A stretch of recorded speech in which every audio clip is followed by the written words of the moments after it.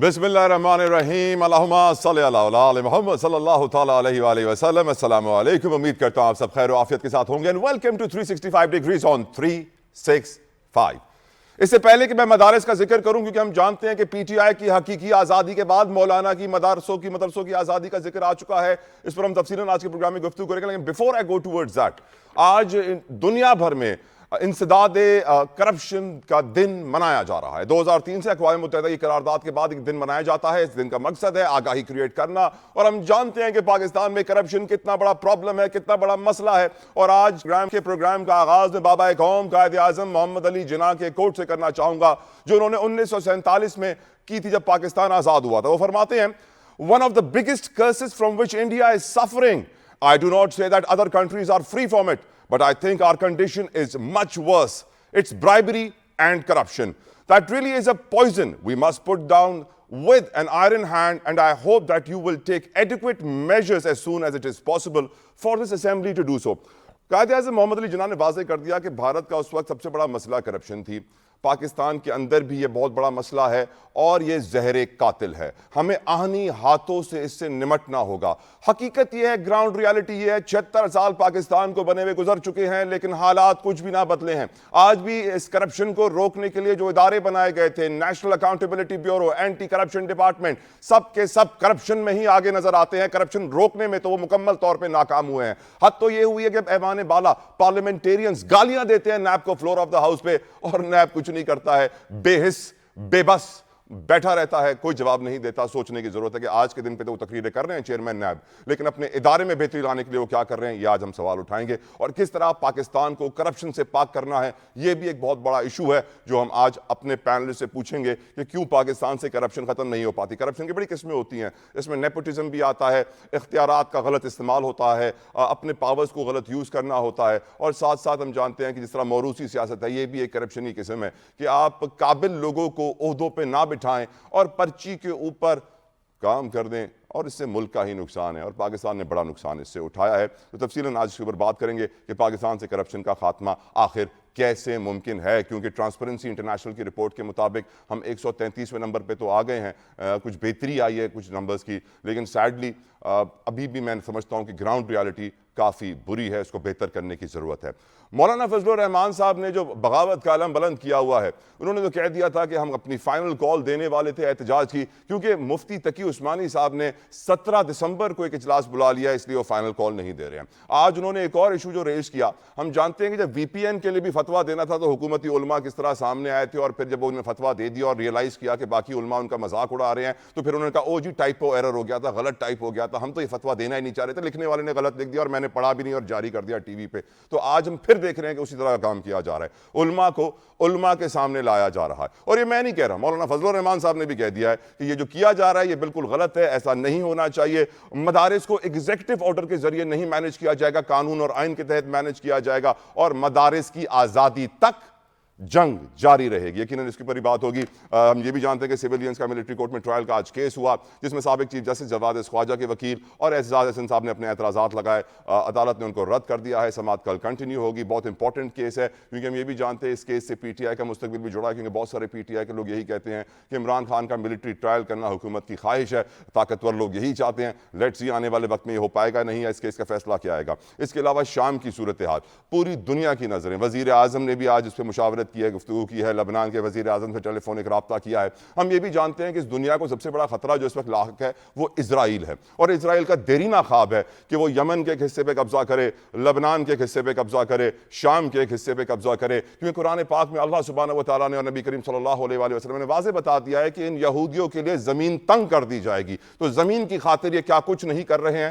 اور اس کا امپیکٹ پاکستان پہ کیا ہوگا، اور پاکستان کو اس وقت دنیا کی حالت سے کیا سیکھنے کی ضرورت ہے، اس پر بھی آج گفتگو کریں گے۔ میرے ساتھ کمال پینل موجود ہے، شبر زیدی صاحب مجھے جوائن کر چکے ہیں اور کسی محتاج نہیں ہے۔ بہت بہت شکریہ زیدی صاحب آپ کی قیمتی وقت کے لیے۔ Barrister Aamir Hassan sahib from Pakistan Peoples Party, thank you barrister sahib for your precious time. Nadeem Qureshi sahib from Pakistan Tehreek Insaf, Nadeem صاحب کا بھی ہم شکریہ ادا کریں گے۔ شبر زیدی صاحب میں آپ سے گفتگو کا آغاز کرنا چاہتا ہوں حضور، اور میں آپ سے کرپشن کا پہلے سوال پوچھنا چاہتا ہوں۔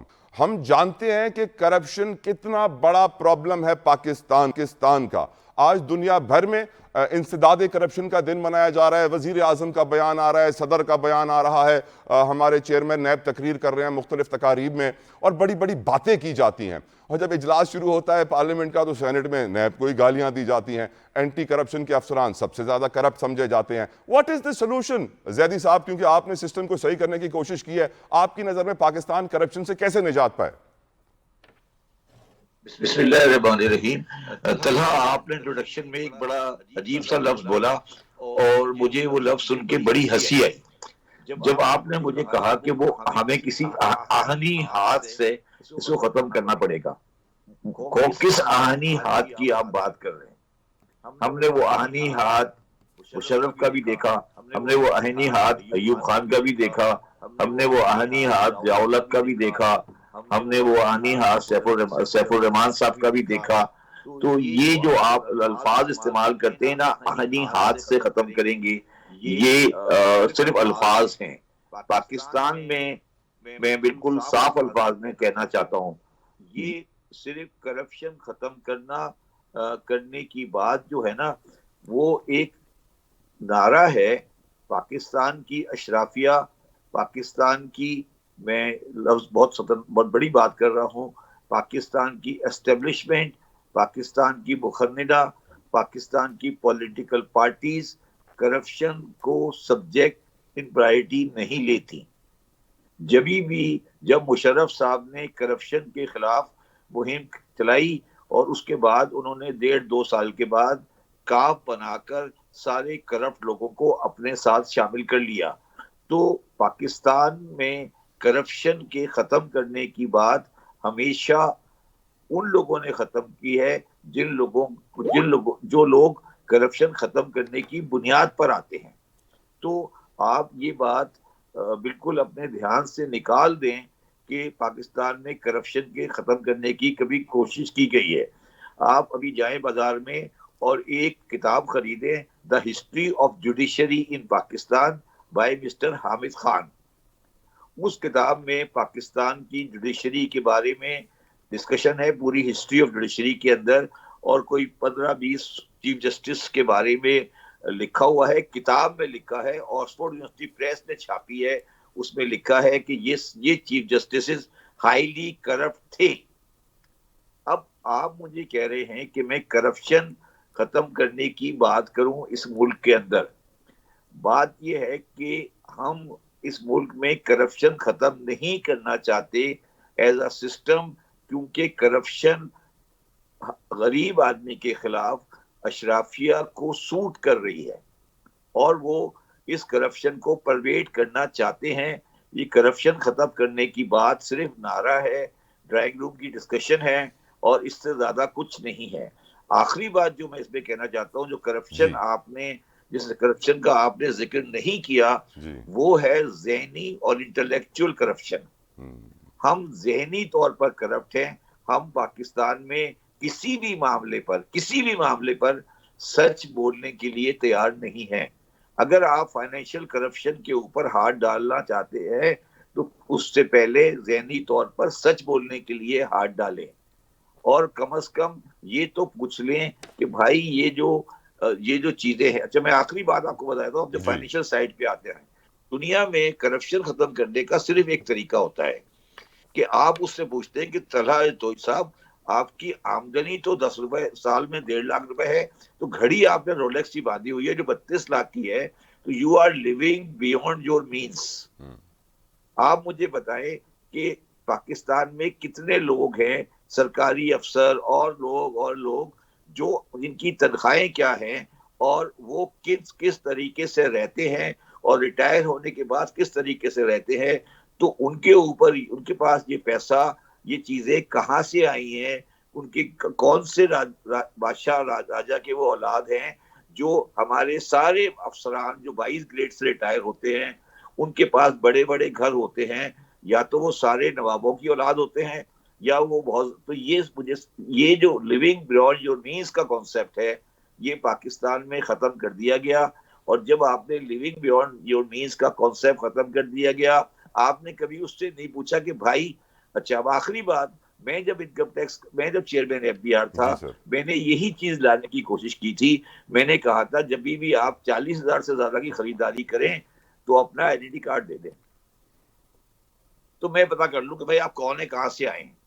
انہوں نے میرے خلاف مہم چلائی, میں باہر آ کے کھڑا ہو گیا. آج آپ میری ایک بات مان لیں, جو بھی جویلری خریدے, جو بھی چیز خریدے, اس کو بولو بھائی آئیڈینٹی کارڈ دے دو, تمہارے پاس یہ آیا کہاں سے, بس اس کے بعد میں نمٹ لوں گا. تو طلحہ صاحب یہ کہانیاں ہیں, اس کی کوئی حقیقت نہیں ہے. بالکل ٹھیک, بالکل ٹھیک سر. آہنی ہاتھوں کا ذکر میں نے زیدی صاحب اس لیے کیا کیونکہ قائد اعظم محمد علی جناح نے بھی کیا تھا. انہوں نے کہا تھا کہ put down with an iron hand. یار لیکن وہ 48 میں چلے گئے. میرا سوال زیدی صاحب, یہ آہنی ہاتھ کیا صرف ڈکٹیٹروں کا ہو سکتا ہے یا طاقتور پوزیشن پہ بیٹھے ہوئے شخص کا ہو سکتا ہے؟ یہ آہنی ہاتھ کبھی عوام کا کیوں نہیں ہو سکتا؟ اور سر انٹرنیشنل انسٹیٹیوشنز کی ریسرچ کے مطابق دنیا بھر میں ایک سال میں جو رشوت کا اماؤنٹ ہے نا سر, وہ ہے $1 ٹریلین, 1,000 ارب ڈالر. اور سیڈلی لگ نہیں رہا کہ دنیا اس انفارمل اکانومی کو, اس گرے اکانومی کو, اس رشوت کے بازار کو ختم کرنا چاہتی ہے. لیکن ایز اے اسلامک کنٹری ہم آج مدرسوں کی رجسٹریشن کے اوپر تو بہت آواز اٹھا رہے ہیں ہمارے علماء کرام, یہ کرپشن کے خلاف کیوں نہیں اٹھاتے زیدی صاحب؟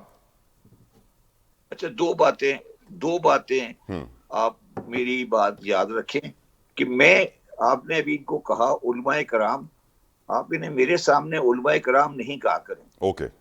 یہ مذہبی فقہ کے جاننے والے ہیں, علماء کرام تو میں بھی ہوں. اوکے, ٹھیک ہے, یعنی آپ کی نظر میں یہ مذہب فروش ہیں, علماء کرام نہیں ہیں؟ علماء کرام نہیں ہوں گے, اپنے فقہ جانتے ہوں گے, وہ علم بہت بڑی چیز ہے. یہ فقہ ایک فقہ کے عالم ہوں گے, یہ علماء کرام نہیں ہے. یہ ان کے آگے کرام لگانے کی کوئی لاجک نہیں ہے. یہ ایک معمولی سے انسان ہے, تو ان کو آپ نے زیادہ عزت دے دی ہے. ٹھیک ہے, پہلی بات یہ, میں اس بات میں آتا ہوں. یہ علماء کرام نہیں ہے. دوسری بات, آپ ان چیزوں میں اسلام کو نہیں لائیں. ٹھیک ہے, بات یہ بڑی سمپل سی یہ ہے کہ کرپشن کی دو شکلیں ہیں. ایک شکل یہ ہے کہ جو امپیریلسٹ پاور ہیں, امریکہ, انگلینڈ, یورپ, اور یہ لوگ ان کی, یہ میں کبھی آپ چاہیں تو میں اس کے اوپر آپ کا پورا پروگرام کروں گا کہ ان کے ہاں یہ انہوں نے سسٹم بنایا ہوا ہے کہ کم ترقی یافتہ یا ترقی پذیر ملکوں میں لوگ کرپشن کر کر پیسے ان کے ملک میں لائیں تو انہیں کوئی تکلیف نہیں ہے.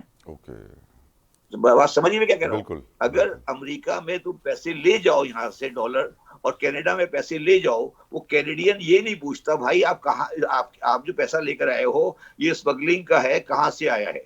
تو ویسٹرن سوسائٹی نے یہ ایک دو عملی مظاہرہ کیا ہوا ہے, اور اب وہ تھوڑے بہت جب ٹیررزم کے بعد تھوڑا صحیح ہوئے ہیں, ادروائز انہوں نے یہ سارے ٹیکس ہیون اور 2 نمبری پیسے کا جو کام ہے یہ ویسٹرن اور امریکن سوسائٹی نے کیا تھا, یہاں کے ریسورسز کو وہاں لے جانے کے لیے.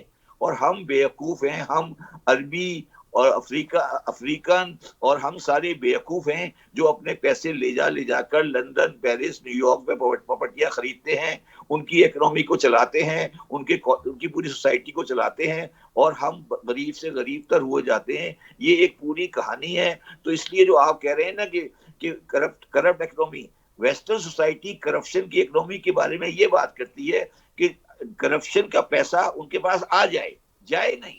اچھا, اب آگے چلیں. دوسری بات یہ ہے کہ کرپشن کا جو پیسہ ہے اس کی 2 شکلیں ہوتی ہیں ہمیشہ طلحہ صاحب. ایک کرپشن کا پیسہ وہ ہوتا ہے جو بالکل کاروبار بھی انلیگل ہوتا ہے, جیسے اس میں آرمز کا ڈیلنگ ہے, جس میں آپ کا ایرانی تیل کی اسمگلنگ, جس میں پروسٹیوشن ہے, یہ ایک انلیگل کام ہوتا ہے. ایک کرپشن وہ ہوتا ہے جب آپ نے کمیشن لیا ہو, جب آپ نے ٹیکس بچایا ہو, جب آپ نے تو دونوں کرپشن جو ہیں وہ اس کا پیسہ جمع ہوتا ہے اور وہ باہر جاتا ہے. اور ویسٹرن سوسائٹی نے ایسے کنٹریز بنائے ہوئے ہیں ملک کے سارے علاقوں میں جو ان پیسوں کو پاک کرواتے ہیں. اس کی ایک مثال آپ کا قریب ترین ملک دبئی ہے, اس کی ایک مثال مکاؤ ہے, اس کی ایک مثال ہانگ کانگ ہے, اس کی ایک مثال ایک زبان کپور ہوا کرتی تھی. یہ سارے بنائے جا پاناما ہیں, بارباڈوس ہے, برموڈا ہے, یہ سارے ویسٹرن سوسائٹی نے بنائے ہیں یہاں کے کرپشن پیسے کو لے جانے کے لیے. کیونکہ اس پیسے کو کہیں نہ کہیں لے کے تو جانا ہے نا جی. تو یہ کرپشن کے بہت سارے پہلو ہیں جو ہم ڈیسائیڈ نہیں کر چاہے. سملرلی اگر آپ اس وقت دبئی میں چلے جائیں تو دبئی میں جو پیسہ نظر آ رہا ہے آپ کو وہ رشینز کا ہے. جو رشین جب سوویت یونین ٹوٹا ہے تو رشین نے بہت پیسے نکلے ہیں وہاں سے اور وہ جا کے دبئی میں پارک ہو رہے ہیں. اگر آپ جائیں اس وقت دبئی جائیں تو دبئی میں ایک بہت بڑی کنسٹرکشن ہو رہی ہے اور وہ آدمی وہ ہے جو پہلے افغانستان کا پریزیڈنٹ تھا. جو افغانستان کا پریزیڈنٹ تھا ان کی کمپنی ہے, وہ افغانستان سے سارے پیسے لے جا کر اب وہ دبئی میں اس نے پورا ایک کام کیا ہوا ہے. تو دبئی وغیرہ کی جو کنٹریز ہوتے ہیں وہ یہ کام کرتے ہیں. یہ پوری سائنس ہے, میں آپ کو سمجھا دوں گا. کمنگ بیک ٹو پاکستان, یہ آپ میری بات یاد رکھیں کہ کبھی کوئی ڈکٹیٹر کرپشن کے خلاف کام نہیں کر سکتا. اس کی وجہ یہ ہے کہ ڈکٹیٹر کی ہمیشہ کرسی کمزور ہوتی ہے. ہمیشہ کرپشن کے خلاف کام اگر ہوگا تو وہ عوام کرے گی, جیسے چائنا میں ہو رہا ہے, جیسے انڈیا میں ہو رہا ہے. وہ پاور پوری پبلک کی ہوگی. اگر آپ سمجھتے ہیں کہ XYZ آئے گا اور وہ آ کے پاکستان میں ایک ڈنڈا چلائے گا اور اس سے کرپشن ختم ہوگی, وہ آپ کی غلط فہمی ہے. ہم اسی کوشش میں لگے رہتے ہیں کہ مسٹر ایکس آئے گا, مسٹر وائی آئے گا, مسٹر زیڈ آئے گا. عمران خان صاحب نے بھی اپنے 3.5 سال کرپشن کر کے ضائع کیے اور وہ یہ سمجھتے رہے کہ یہ دو خاندانوں کی کرپشن جو ہے وہ پاکستان کی بنیادی وجہ ہے خرابی کی. یعنی آپ سمجھتے ہیں نہ نواز شریف, نہ آصف علی زرداری, نہ ہی عمران خان, کوئی پاکستان میں کرپشن ختم نہیں کر سکتا؟ سوال ہی پیدا نہیں ہوتا. عمران, آپ مجھے بتائیں نا, مجھے سمجھا دینا, آج کیا عمران خان کے منسٹر کیا نواز شریف کے اس کیبنٹ میں منسٹر نہیں ہیں؟ آپ مجھے ایک بات بتائیں, آپ مجھے یہ سمجھا دیں کہ آج جو 350 یا 341 MNA بیٹھے ہوئے ہیں, ان میں سے کتنے آدمی ہیں جو ادھر سے ادھر یا خاندانی ادھر سے ادھر نہیں آئے؟ بالکل ٹھیک. تو یہ کرپشن ختم کرنے کی تو بات کر ہی سکتے. مجھے آپ بتا دیں نا, آپ مجھے بتا دیں پاکستان اسمبلی کی 20 سالہ تاریخ کے اندر. خواتین و حضرات, افواج پاکستان فتنہ خوارج سے لڑ رہی ہے. ہمارے سیاستدان معاشی اور سیاسی استحکام کے لیے لڑ رہے ہیں. عوام منافقت, ذہنی اور اخلاقی کرپشن سے لڑ رہے ہیں. اور ہم یہ بھی جانتے ہیں کہ ہمارے علماء کرام اس وقت مدرسوں کے رجسٹریشن کے بل کے حوالے سے آمنے سامنے ہو چکے ہیں. گفتگو کا آغاز کروں گا. اس کے اوپر میرے ساتھ اس وقت موجود ہیں قاری محمد عثمان صاحب فرام JUI FE. قاری صاحب, thank you so very much for your time. قاری صاحب, ہمیں تو یہ اس دن ہی پتا چل گیا تھا جب VPN کے حوالے سے حکومتی علماء کرام نے فتویٰ دیا تھا, تو قوم کو پتا چل گیا کہ ایک حکومتی علماء کرام ہے اور ایک دوسرے علماء کرام ہے. آج مولانا فضل الرحمان صاحب نے بھی کہہ دیا کہ یہ صحیح عمل نہیں تھا جس طریقے سے دوسرے علماء کرام کا آج اجلاس بلایا گیا اور اس کے اوپر ایک نیا موقف رکھا گیا. آپ کی نظر میں مدرسہ رجسٹریشن بل کے حوالے سے حکومتی غیر سنجیدگی کی وجہ کیا ہے؟ کیا FATF اور IMF سے زیادہ دباؤ JUI FE اس حکومت پہ ڈال سکتی ہے؟ قاری صاحب. بسم اللہ الرحمن الرحیم. دیکھیں جی, ہم تو لفظ عالم دین کے نام کا احترام کرتے ہیں, لیکن بدقسمتی سے یہاں پر اس طرح ہو جاتا ہے کہ کچھ علماء کو حکومت یا ادارے اپنے کنٹرول میں لے کے اور پھر جس طرح چاہتے ہیں یا چاہتی ہے حکومت اس طرح ان کو استعمال کرتی ہے. جہاں تک اس 26ویں آئینی ترمیم کا تعلق ہے یا پھر مدارس کے مسئلے کا تعلق ہے, تو آپ نے سنا ہوگا پاکستان کا جو سب سے بڑا ادارہ ہے مدارس کی بنیاد پر, وفاق المدارس عربیہ پاکستان, آج ان کا موقف جو ہے وہ مولانا قاری محمد حنیف جالندری صاحب کا میں نے غالباً ARY پہ سنا ہے کہ انہوں نے اس جو کچھ علماء اس چیز کو اٹھا رہے ہیں اس کے بارے میں انہوں نے واضح صاف طور پہ کہا ہے کہ یہ بھی جو تھا وہ باقاعدہ قانون نہیں تھا, لیکن ہمارے اور حکومت کے ساتھ جو معاملات تھے اس وقت ہوئے تھے اس پر حکومت نے ہی عمل نہیں کیا. لہذا یہ جو آئینی ترمیم ہے اس کی مخالفت کرنے والے اب میں نہیں سمجھ سکتا ہوں کہ علماء کو کیا پڑی ہے کہ جو اس کی مخالفت کرتے ہیں. اس کی تو صرف اس زمانے میں پی ٹی آئی نے ایک اصولی سی مخالفت کی تھی، چونکہ وہ سارے لوگ ان کے جیل میں تھے، اور اس حزب مسلسل مذاکرات، اور اس کے بعد انہوں نے جو اعلان کیا، حضرت مولانا فضل الرحمان صاحب نے جو اعلان کیا، تو پی ٹی آئی کی قیادت ان کے ساتھ کھڑی تھی، اور ان کی موجودگی میں مولانا نے کہا کہ اس پہ ہم سب متفق ہیں، لیکن پی ٹی آئی نے فیصلہ کیا کہ ہم اپنی قیادت کے مسلسل جیل میں ہونے کے ہم اس میں ووٹ نہیں کریں گے یا وہاں اس میں حصہ نہیں لیں گے. تو اس کے بعد اب ایک دم جو ہے صدر صاحب نے کیوں ایسا کیا، وہی صدر صاحب جو خود تشریف لائے تھے اس مسئلے پر حضرت مولانا فضل الرحمان صاحب کے گھر پر، بارہا وزیر اعظم صاحب تشریف لائے، پھر چیئرمین پاکستان پیپلز پارٹی بار بار تشریف لائے، ابھی 2-4 روز پہلے بھی آئے تھے. تو چونکہ یہ کچھ لوگ جو کہتے ہیں کہ مدارس اور سیاست اور حکومت، یہ بیچارے انہیں کیا معلوم ہے. یہ تو ٹھیک ہے، مدرسے کی حد تک تو ان کا کردار ہونا چاہیے اور ہے، باقی اور چیز سے کیا پڑی ہے. اور پھر کچھ لوگ اس میں ایسے ہیں کہ وہ ہر حکومت میں عمران خان کے ساتھ تھے، تو جو وکالت عمران خان قاری صاحب، عطا تارڑ صاحب نے آج کہا ہے کہ مدرسوں کے اندر جو برائیاں ہیں ان کو بھی ہم ختم کریں گے. کون سی برائیاں نظر آ رہی ہیں ان کو؟ سر بجلی چوری ہو رہی ہے کیا؟ دیکھیں عطا تارڑ صاحب اپنی زبان نہیں بول رہے ہیں، وہ کسی اور کی زبان بولیں گے. اور اگر وہ آ جائیں، وہ بتائیں ذرا ہمارے مدارس میں برائیاں جو ہیں وہ بتائیں. پھر وہ پہلے اپنی ایک برائی کی جان اپنی چھوڑائے پی ٹی آئی سے، وہ باقی باتیں پھر بعد میں کریں. کوئی اس طرح غیر مصدقہ اور ایک دم جو دل میں آیا اس بات کو ٹھوک دینا، یہ کوئی عقل مندی بھی نہیں ہے. اور تارڑ صاحب بہت چھوٹے آدمی ہیں، وہ جس لیول کی بات کر رہے ہیں یہ اس کے لیول کی بات نہیں ہے. ان کے قائد وزیر اعظم کو ہدایت دے رہے ہیں کہ مولانا فضل الرحمان صاحب کے ساتھ معاملات کو اچھی طریقے سے حل کریں، اور تارڑ صاحب جو ہیں وہ پتہ نہیں کہاں سے وہ توڑ مڑوڑ کر باتیں کر رہے ہیں. یہ ایسی بات ہے کہ میں تو یہ سمجھتا ہوں کہ اگر حکومت نے، ہم اس وقت حکومت کو سامنے رکھے ہوئے ہیں کہ اگر حکومت نے جس چیز پر ہمارے ساتھ اتفاق کیا تھا اور دن رات ایک کر کے ہمارے دروازے پر آتی تھی، اگر اس نے اس مسئلے کو حل نہیں کیا تو ہم اس طرح آرام سے نہیں بیٹھیں گے اور نہ ان کو اس طرح چھوڑیں گے. سر لگ یہ رہا ہے قاری صاحب کے ہاتھی کے دانت کھانے کی اور دکھانے کی. میری بات تھوڑی سی پوری 2 سیکنڈ اور سن لیں.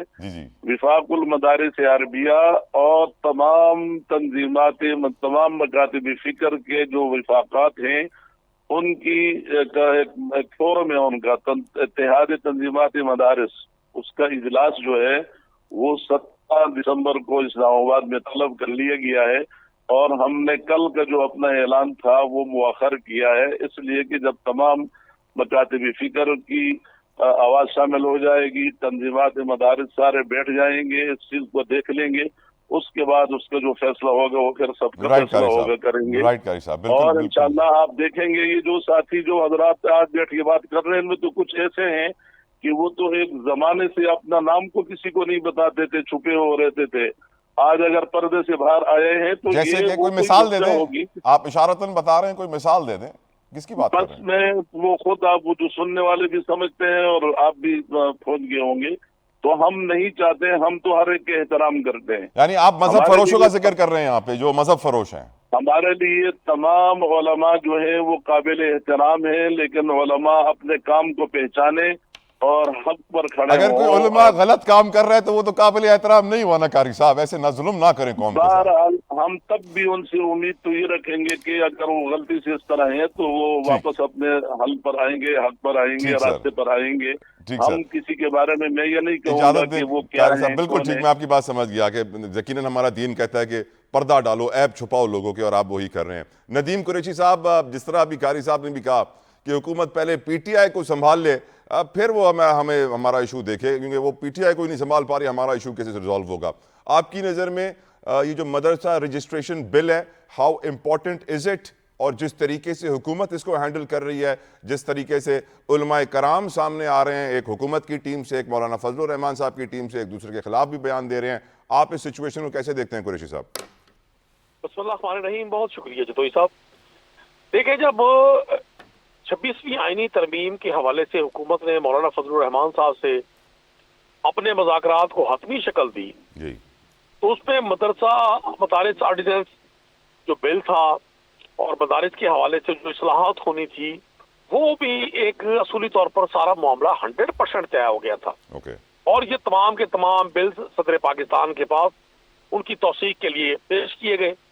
اب حیران کن طور پر حکومت کو جس قانون سازی سے اپنی سرکار بچانے کے لیے اور اپنے مخالفین کی سرکوبی کے لیے فائدہ نظر آتا تھا, انہوں نے اس بل کو فوری طور پہ امپلیمنٹ کروایا.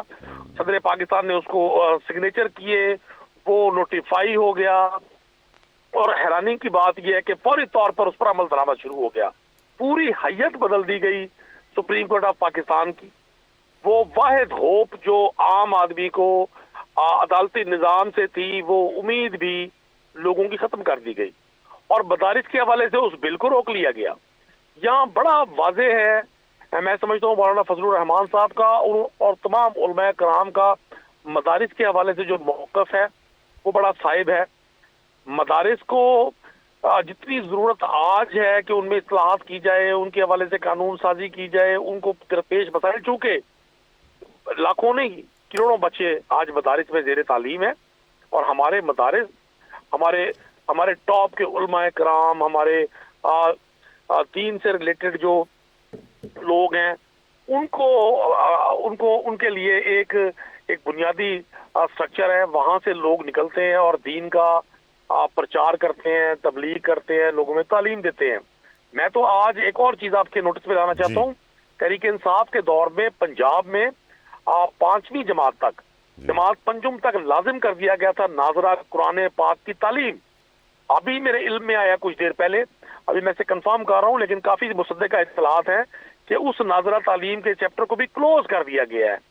تو حکمرانوں کا اس حوالے سے یہ جو موقف ہے اور یہ جو طریقہ کار ہے, اور جس طرح سے آج عطا تارڑ صاحب فرما رہے ہیں کہ جی مدارس میں جو زیادتیاں ہو رہی ہیں ان کو بھی دیکھا جائے گا. زیادتیاں تو بھائی آپ پورے ملک کے ساتھ کر رہے ہیں, آپ اس ملک کے ہر کمپوننٹ کے ساتھ, عوام کے ہر شعبے کے ساتھ حکومت اس وقت ایسے نپٹ رہی ہے جیسے دشمن نپٹتا ہے. یہ مہنگائی کے نام پر, یہ عمران خان کی گورنمنٹ کے خلاف جو ان کی واحد کمپین تھی وہ تھی مہنگائی, اور یہ اس کو ختم کرنے کے لیے آئے تھے. آپ اس دور کا کمپیریزن آج سے کر لیں تو آپ کو مہنگائی میں 3 گنا اضافہ ملے گا. اس کے ساتھ ساتھ آج آپ ایگریکلچر کے حالات دیکھ لیں, آپ عدالتوں کے حالات دیکھ لیں, آپ پولیٹیکل لوگوں کے حالات دیکھ لیں. تحریک انصاف کے ساتھ تو جو کچھ ہو رہا ہے وہ ساری دنیا دیکھ رہی ہے. انٹرنیشنل میڈیا اس پہ لکھ رہا ہے, انٹرنیشنل میڈیا اس کو دکھا رہا ہے. پاکستانی میڈیا تو بڑا کنٹرول سا اپنی پالیسی کے مطابق چیزوں کو دکھا رہے ہیں. لیکن میں سمجھتا ہوں حکومت وقت کو ہوش کے ناخن لینے چاہیے. ایک تو ان کو یہ تضحیک آمیز رویہ معاشرے کے ہر کمپوننٹ کے ساتھ نہیں اختیار کرنا چاہیے. یہ سب لوگ بڑے معزز ہیں, بڑے محترم ہیں. ایک طرف تو نواز شریف صاحب فرماتے ہیں کہ جی مولانا صاحب کو انگیج کریں, ان کی بات سنو, اور انگیج کرنے کا تو کیا بنتا ہے جب ایک چیز طے ہو گئی.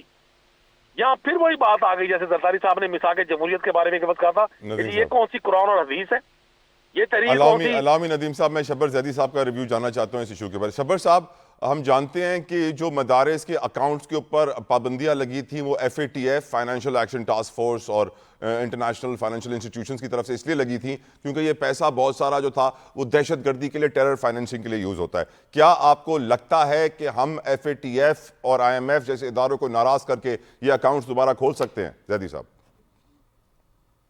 نہیں, دیکھیں میری بات سنیں, جو مدارس ہیں جو آپریٹ کر رہے ہیں ان کی رجسٹریشن ہر حال میں گورنمنٹ کے ساتھ کسی سسٹم میں ہونی ہے.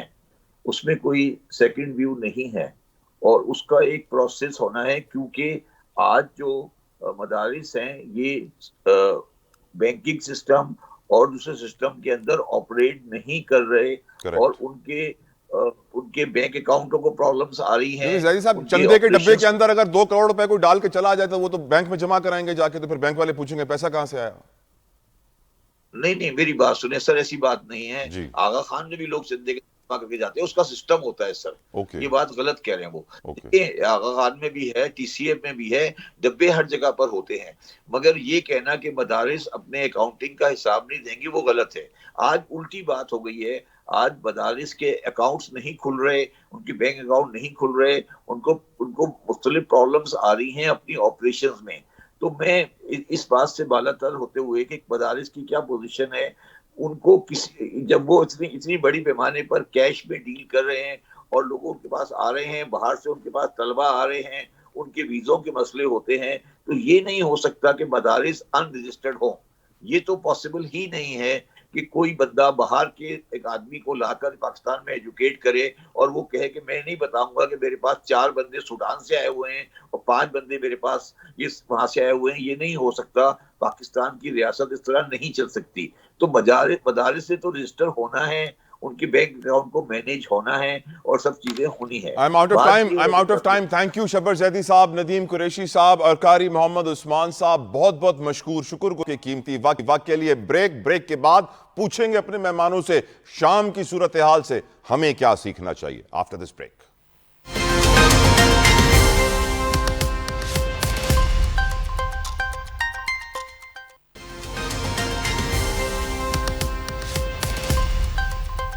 سال 2024 بڑا تاریخ ساز سال اس لیے میں سمجھتا ہوں کہ 2 بادشاہتیں ختم ہوئی ہیں. ایک ہم نے بنگلہ دیش میں حسینہ واجد صاحبہ کی بادشاہت ختم ہوتے ہوئے دیکھا, نام کی جمہوریت تھی اصل میں بادشاہت, اور 54 سالہ دور اسد خاندان شام میں بھی ختم ہو گیا ہے.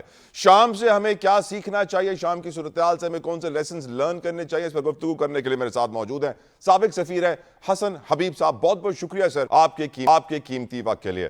سمپل کویشچن ہے سر, شام سے پاکستان کو کیا سیکھنا چاہیے اور دنیا میں جو تبدیلی آ رہی ہیں, اسپیشلی ہم جانتے ہیں اسرائیل کا سٹانس, انہوں نے آلریڈی شام کے اندر پیش قدمی اپنی فوج کی شروع کر دی ہے. آپ اس سچویشن کو کیا دیکھتے ہیں اور پاکستانی حکمرانوں کو کیا مشورہ دیتے ہیں؟ دیکھیے تھینک یو ویری مچ. سب سے پہلے تو اسد خاندان کے یہ جو 54 سال ختم ہوئے ہیں, اس میں ایک ہمارے لیے بہت بڑا لیسن یہ ہے کہ اگر رجیمز اپنے آپ کو چینج نہیں کرتی اور عوام کی ایسپریشنز کو فالو نہیں کرتی تو ان کا اسی طرح سے انجام ہوگا. سیکنڈلی اسد صاحب جو تھے وہ 11 سال سے کنٹینیوسلی انوالو تھے, 11 سے بھی زیادہ سے ان سول وار. اتنی بڑی سول وار میں کوئی بھی فوج کمزور ہو جاتی ہے, اور جب انہوں نے اپرچون ٹائم تھا تو اسرائیل نے, امریکہ نے, جو پلیئرز تھے, ٹرکی بھی ہے اور دوسرے بھی ہیں, انہوں نے بڑے پراپر ٹائم پر اس کیمپین کو اس طرح سے موو کیا کہ اسد کی فوجوں میں لڑنے کی جو تھوڑی بہت صلاحیت تھی وہ بھی ختم کر دی. تو ان اے ویری شارٹ ٹائم یہ چیز, تو اس میں ہمیں سیکھنے کی ضرورت ہے کہ اسٹریٹجی میں جو ٹائمنگ کی امپورٹنس ہے وہ بہت زیادہ ہے. سیکنڈلی لوگوں کو مسلسل ملک چھوڑنا پڑ رہا تھا, رائٹس نہیں تھے, اور ایک طرح کی ڈکٹیٹرشپ تھی جو ایونچولی ایکسٹرنل سپورٹ سے فوراً ختم ہو گئی. اس میں ہمیں جو جیسے میں نے شروع میں کہا ٹائمنگ بڑا امپورٹنٹ تھا. انہوں نے یہ کیمپین, یہ لیٹسٹ جو تھی, شروع اس وقت کی جب دونوں بڑے سپورٹر سیریا کے رشیا اور ایران اپنے مسائل میں پھنسے تھے. رشیا یوکرین میں پھنسا تھا اور ایران اپنی پراکسیز کو سپورٹ کرنے میں لگا ہوا تھا. وہ پراکسیز اس کو نہیں مانتے, وہ اس کو اپنے پارٹنرز کہتے ہیں, تو اسے ہم پارٹنر بھی کہہ سکتے ہیں. بٹ اگر آپ غور سے دیکھیں تو یمن میں, غزہ میں, لبنان میں, ہر طرف ایران جو تھا وہ بری طرح سے لگا ہوا تھا. پلس جو لیٹسٹ حملے ایران اور اسرائیل کے درمیان آپس میں ہوئے تھے ان سے وہ بہت زیادہ بزی تھا. تو ایک تو ہمیں موجودہ دور میں کوئی بھی جو کیمپین ہو یا کوئی بھی ایشو ہو اس میں اپنی آپشنز اوپن رکھنے چاہیے. صرف یہ کہ بھی بات نہیں کریں گے, صرف فوج یوز کریں گے, یہ ہمیں لمیٹڈ آپشن سے لے جاتا ہے. اور اب سب سے بڑا سوال یہ ہوتا ہے کہ جو امریکہ کا اور دوسرے اس کے الائز کا گریٹر اسرائیل پلان ہے, اس میں اب تک عراق, افغانستان, سوڈان, یمن اور سیریا کا خاتمہ ہو گیا ہے. Who is next? اب سب سے جو پرائم سوال ہے کہ who is next, which is the country that Israel don't want کہ وہ اتنی اسٹرانگ ہو جتنی نظر آتی ہے. ایران. کیونکہ دیکھیے سارے ملک وہ تھے جو اسٹرانگ تھے بظاہر, اندر سے نہیں تھے. تو جب تک پریشر نہیں پڑتا سسٹم کا نہیں پتہ چلتا. تو اس دور میں कंट्रीज को बहुत रियलिस्टिकली मूव करना चाहिए और इस तरह के मौके नहीं देना चाहिए कि कोई दुश्मन उनसे इस तरह से फायदा उठा ले और उन्हीं के लोगों को यूज करे। तो ये जो है मेरे नजदीक सबसे इम्पोर्टेंट चीज ये है कि हमें अपने लोगों के करीब रहना चाहिए और कोशिश करनी चाहिए कि ज्यादा से ज्यादा जी सर, हम अवाम को सर्विस डिलीवरी। बहुत बहुत शुक्रिया। साबिक सफ़ीर हसन हबीब साहब हमारे साथ मौजूद थे और उन्होंने वाज़ेह कर दिया है कि 54 साला ख़ानदान की बादशाहत का तख्ता इसलिए उल्टा क्योंकि वो अवाम की राय को दबाते रहे। 11 साल सिविल वॉर चलती रही, लेकिन अब ताकतवर दोस्त नहीं थे ना, कोई बचाने नहीं आया। खैर, प्रोग्राम का वक्त तमाम होता है और मैं समझता हूँ कि पाकिस्तान को बहुत कुछ सीखना चाहिए शाम से। अपना ख्याल रखिएगा। I will see you tomorrow. Until then, अल्लाह हाफ़िज़।